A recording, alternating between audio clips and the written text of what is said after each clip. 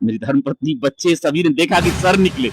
समझ लीजिए कि उस वक्त लग रहा था कि ऊपर की सांस ऊपर जा रही, नीचे की सांस नीचे रह रही है। हम बिहारी ऐसे ही होते हैं। यूं तो आसानी से किसी के फैन बनते नहीं, और जब फैन बनते हैं तो उनको भगवान से भी ऊपर का दर्जा दे डालते हैं। नमस्कार, अगली वीडियो श्रृंखला में आप सभी दर्शकों का एक बार फिर से बहुत बहुत स्वागत है।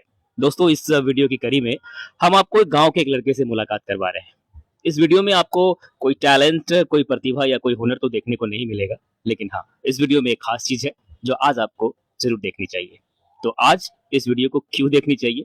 जी हाँ, इस वीडियो में है जिद, इस वीडियो में है जुनून, इस वीडियो में है दृढ़ महत्वाकांक्षा।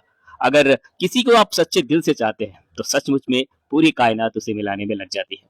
गांव के एक छोटे लड़के ने सोचा कि मुझे इंडियन क्रिकेट टीम के जो कोच है राहुल शरद द्रविड़ जी, राहुल द्रविड़ जो पूरे विश्व में द वॉल के नाम से प्रसिद्ध है। जो भी बंधु टेस्ट क्रिकेट को पसंद करते होंगे वो राहुल द्रविड़ का नाम तो जरूर जानते होंगे। और राहुल द्रविड़ जी से इन्होंने मिलने की सोची और इस गांव के लड़के ने रुख किया रांची का। चले गए रांची, वहां मैच हो रहा था भारत और इंग्लैंड का। वहां पहुंच गए और पता नहीं था कि मुझसे राहुल द्रविड़ मिलेंगे भी या नहीं मिलेंगे भी, लेकिन इस लड़के के जिद और जुनून ने एक बार साबित कर दिया कि सचमुच में अगर किसी चीज को सच्चे दिल से चाहो तो सचमुच में कायनात उसे मिलाने में लग जाती है। आज हमारे साथ इस वीडियो में मौजूद है यही वो लड़का जिनका नाम राजेश कुमार है। और राजेश ने जिद ठानी कि मुझे राहुल द्रविड़ से मिलना है, और आपको यकीन नहीं होगा राहुल द्रविड़ जी इससे मिले। चलिए, इस वीडियो की शुरुआत हम यहीं से करते हैं। तो राजेश, इस वीडियो में आपका बहुत बहुत स्वागत है। जी, बहुत-बहुत धन्यवाद दर्शक बंधुओं, बहुत-बहुत धन्यवाद। आप रांची चले गए, भारत इंग्लैंड के बीच के मध्य में, और ये कैसे सोच लिया कि मैं गांव का लड़का, मुझसे राहुल द्रविड़ जी मिल लेंगे? ये कहानी सबसे पहले आप अपने मुख्य दर्शकों के सामने बयां कीजिए। दर्शक बंधुओं, सपना तो मेरे मन में 1995-96 से ही, जब 95 में वो रणजी ट्रॉफी खेल रहे थे कर्नाटक की ओर से, और वहाँ से शुरू हुआ था। मूल रूप से जब 96 में वो इंग्लैंड के खिलाफ जब उन्होंने ओवर सीरीज वो मुकाबला हो रहा था, वहाँ से सपना मैंने पिरोना शुरू किया।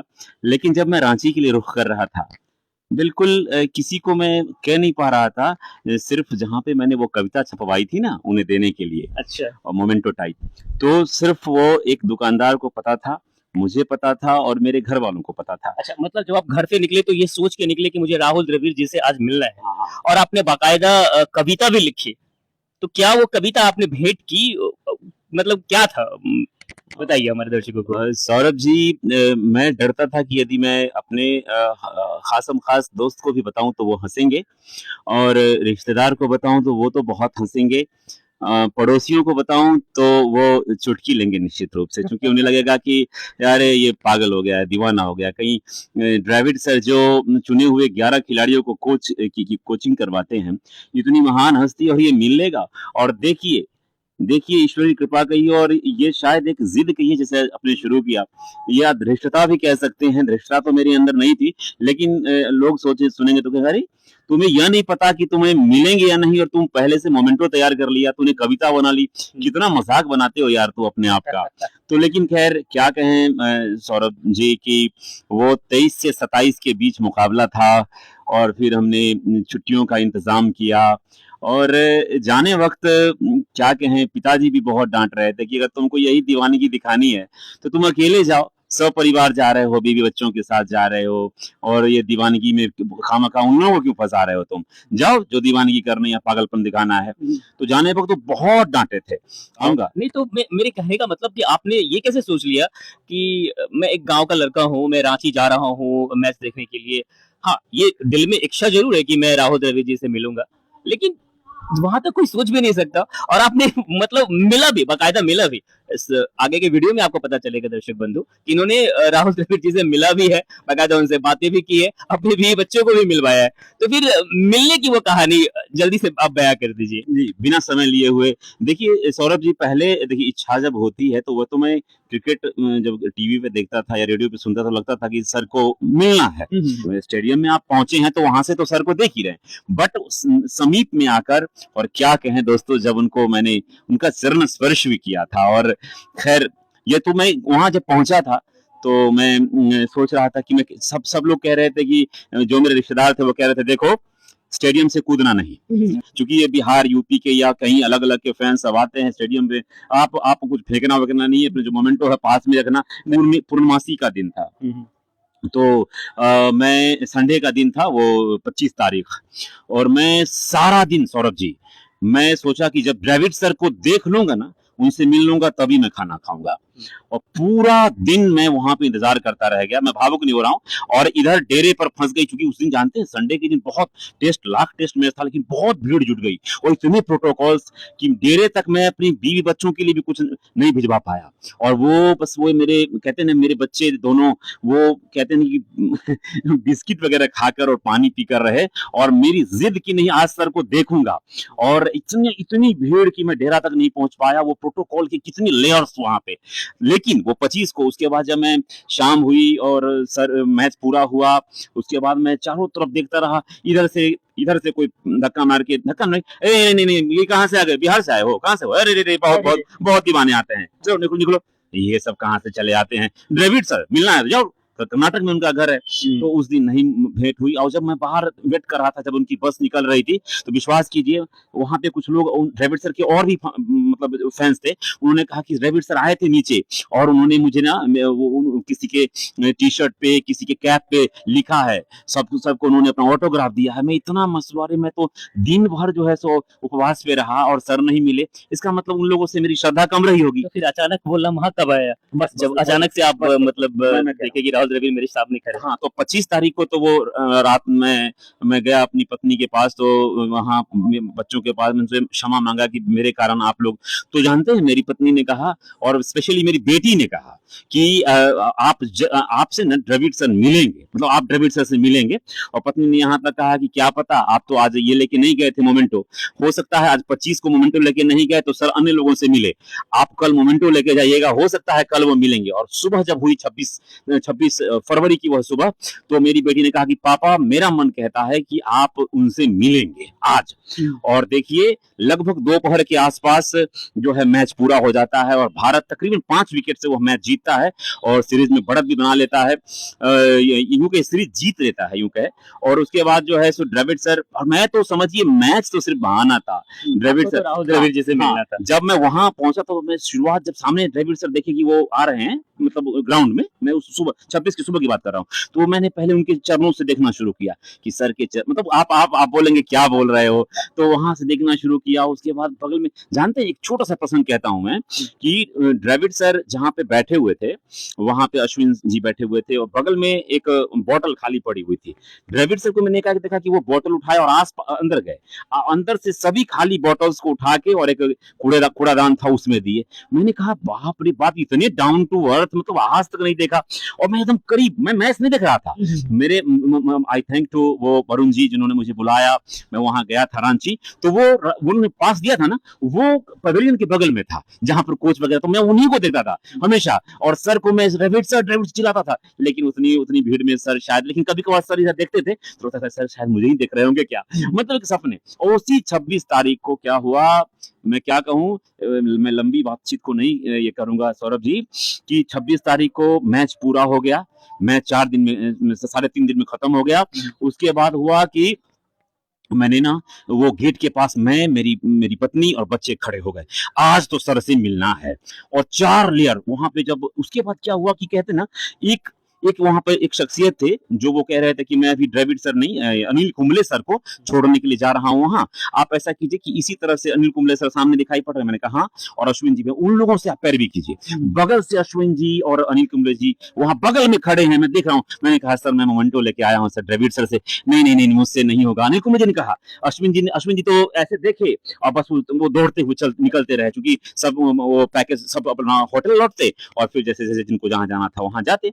तो इस सब उसका शायद हिमाचल प्रदेश में हिमाचल प्रदेश धर्मशाला में शायद आखिरी मुकाबला था, उसके लिए प्रिपरेशन उन लोगों की होती। तो अनिल कुंबले जी ने भी नहीं कहा सब। उसके बाद वो जो अनिल कुंबले जी को जो छोड़ने जा रहे थे, उनने पता नहीं क्यों सिंपैथी दिखाई कि इस बंदे में कुछ जेन्युइन चीज लग रही है। तो उन्होंने कहा ठीक है। उन्होंने एक साहब को बुलाया जो जो वहां पे जो गार्ड्स थे, उनके हेड थे। उन्होंने कहा देखिए ना कि वो बीवी बच्चों के साथ कोई बंदा समस्तीपुर बिहार से आ गया है और भूखे प्यासा है 48-72 घंटे से। उन्होंने ऐसा कहा। तो उन्होंने कहा ठीक है, मैं गारंटी तो नहीं लेता हूं, लेकिन द्रविड़ सर के मैनेजर तक मैं ये बात पहुंचाऊंगा। और उन्होंने मेरे हाथ से ले लिया वो मोमेंटो, जो वो कविता थी।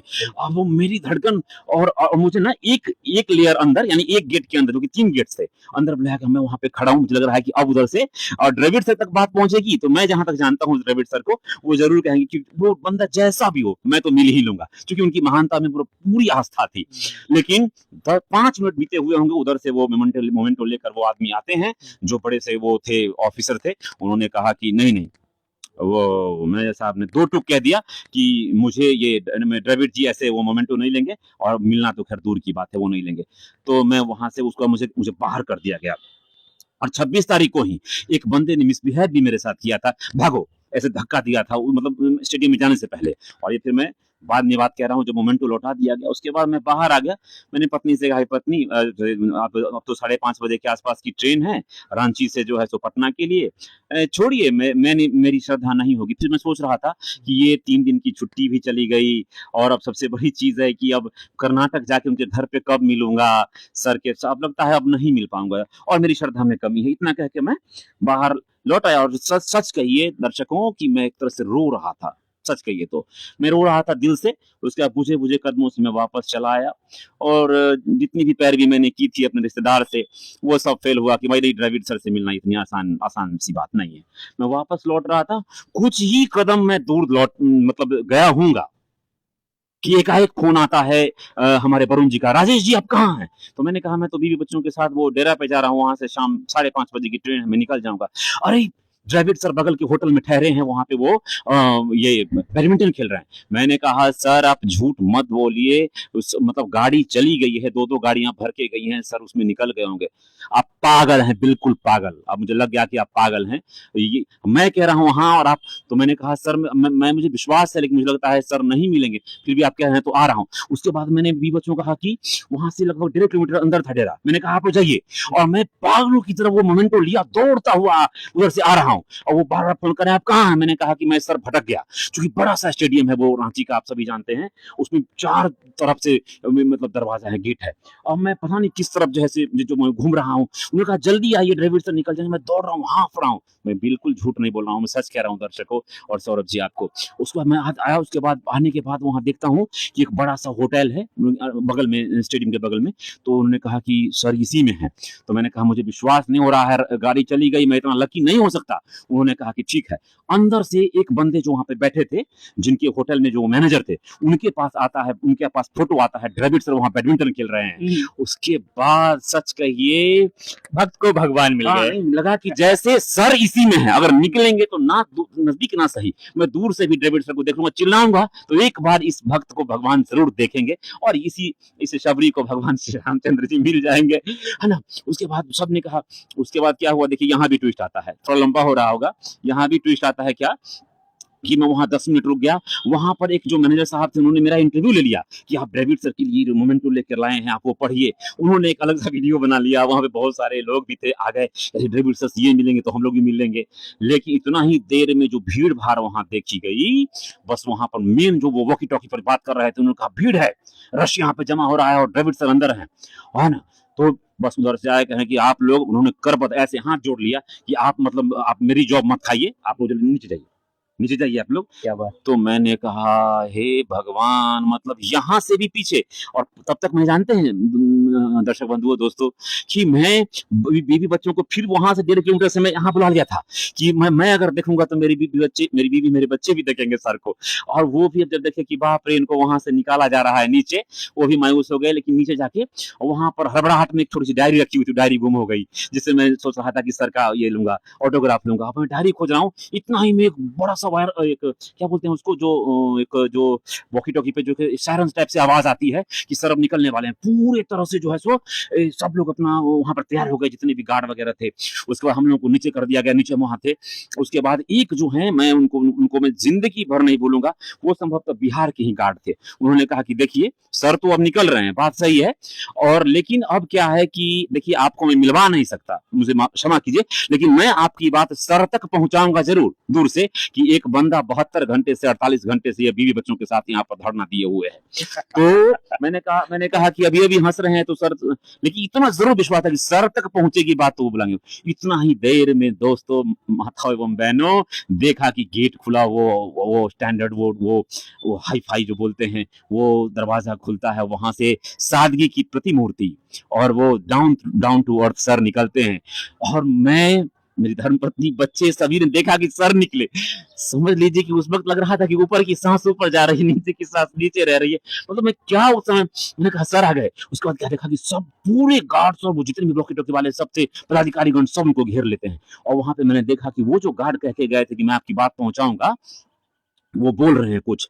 उसके बाद तुरंत वो मेरी तरफ आते हैं, सर कह रहे हैं कि मैं आपसे मिलूंगा। मेरा रोंगटा खड़ा हो रहा है अभी भी, और सर आपसे मिलेंगे। उसके बाद क्या हुआ कि मुझे ना गेट के बाहर वो जो सीढ़ी थी उसके नीचे उतार दिया गया था, और उसमें मेरी हिम्मत बढ़ी, मैं 2 कदम चला और सर मेरी तरफ आ रहे थे। सोचिए कि कुआं प्यासे की ओर आ रहा था दोस्तों, मतलब कुआं प्यासे की ओर आ रहा था, और सर को मैं देखा कि आते हुए।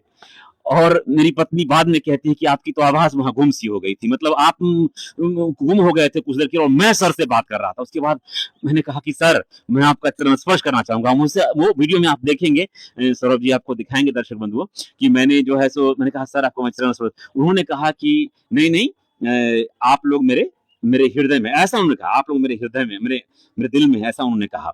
उसके बाद उन्होंने फिर ऑटोग्राफ का सिलसिला था, ऑटोग्राफ कहाँ लूं, तो बस वो क्या है कि एक वापसी की टिकट थी, उस टिकट के पीछे में उन्होंने कहा सर इस पे, तो उन्होंने कहा ऑटोग्राफ दिया, उन्होंने ऑटोग्राफ दिया। उसके बाद फोटो, वहां पे सारे लोग जुट गए जो हमको मिलवाने के लिए वहां गए हुए थे, सबने फोटोग्राफ। उसके बाद मैंने कहा सर मैंने सेल्फी लूंगा। वहां पे गार्ड ने कहा नहीं आप अंदर, आप सर के करीब नहीं आ सकते हैं। सर ने उन गार्ड्स को हटाया, और हटाने के बाद सर ने खुद जो है ऐसे, मैंने ऐसे किया, सर ने पूरी मुस्कुराते हुए सेल्फी ली। और सबसे बड़ी खास बात, वो मोमेंटो सर ने वहीं पे पढ़ना शुरू किया। और उसके बाद जानते हैं सौरभ जी कि मेरा पता नहीं उस वक्त मेरा जो सैंडल था, चप्पल था, वो कब मैंने खोल दिया, जैसे भक्त भगवान से मिल रहा हूं मैं। बुरा ना समझेंगे आप लोग। मैं समझ सकता हूँ आपकी फीलिंग। एक्चुअली क्या है कि भारत में क्रिकेट दोस्तों वरन एक खेल ही नहीं है, अपितु यह एक धर्म जैसा बिहेव करती है हमारे पूरे इंडिया में। क्रिकेट मतलब यहाँ के हिंदुस्तानियों में, यहाँ के लोगों में, आवाम में, नस नस में मतलब है। और क्रिकेट खिलाड़ियों के प्रशंसक पूरी दुनिया में है। और खास के मैं इन फैंस से बात कर रहा हूँ, और जिस सच्चाई और ईमानदारी से और जिस भावनात्मक पहलुओं को बटोर कर ये अपनी बातों को रख रहे हैं, इस वीडियो से आपको बखूबी पता चल रहा होगा। तो राजेश जी, वीडियो बहुत ज्यादा लंबा हो जाएगा। हम आपसे बस अब ये जानना चाह रहे हैं कि आपने जो उन्हें जो अपनी कविताएं पेश की थी, बस उसके 4 लाइन कट टू कट, एकदम 4 लाइन आप हमारे दर्शकों को सुना दीजिए कि उन कविताओं में था क्या। चूंकि उस कविता का शीर्षक दिया था श्रीमान भरोसेमंद का 16 आना सच। जी हाँ, वास्तविक भद्र पुरुष और भरोसेमंद श्री राहुल द्रविड़ हैं। राजेश मुकेश समेत दुनिया भर के चहेते यह रणवीर हैं। और अंतिम 2 पंक्तियां जो आपने, चूंकि 4 पंक्तियों की बातें कही हैं, पहले मैच से ही संघर्ष के साथ इनका नाता रहा है। खेल हो या फिर पावन व्यक्तित्व हमें भाता रहा है। और जानते हैं, बस चलते चलते मैं आपसे कहूंगा, चूंकि आपके पास समय की कमी है, कि इस कविता को वो पढ़ते हुए उन्होंने इसको पिए को नहीं दिया।